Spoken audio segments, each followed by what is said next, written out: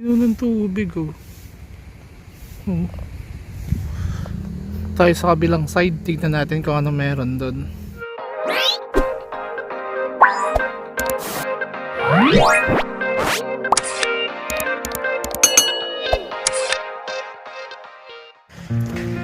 Hi guys, new video, new vlog.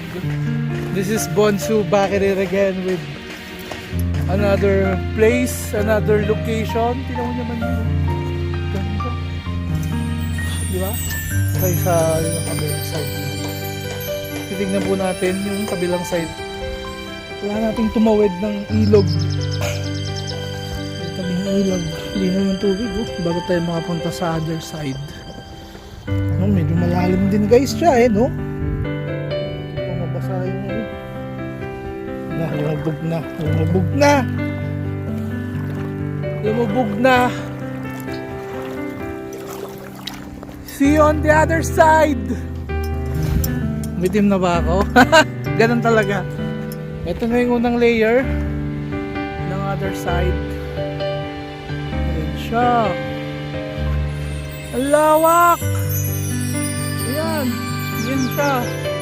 So yun yung ano natin kung nasaan yung mga cottages natin. Ayan. Yung POV nila. Sa atin ito. Ayan. Sarap magbike dito. Tapos yun yung bundok. Yun, lakad-lakad lang tayo dito sa kabilang ibayo. Ganda pala dito. Lawak oh. Kala ko pa naman dati dito parang ano lang bangin na agad. Yun pala may malawak siyang parang ganyan palaruan. Lawak oh. Sarap maglagay ng ano dito. Parang bike for rent. Hanggang doon yung ikutan niya. Kasi sa baba yung ilog Kami parang sa Baguio. Yung ganon.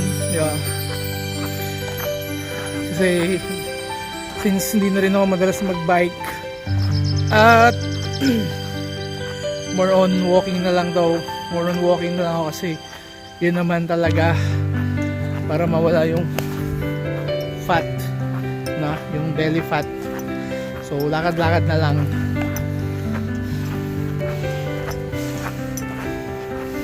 So syempre pag pagod ka na pwede ka nang umupo.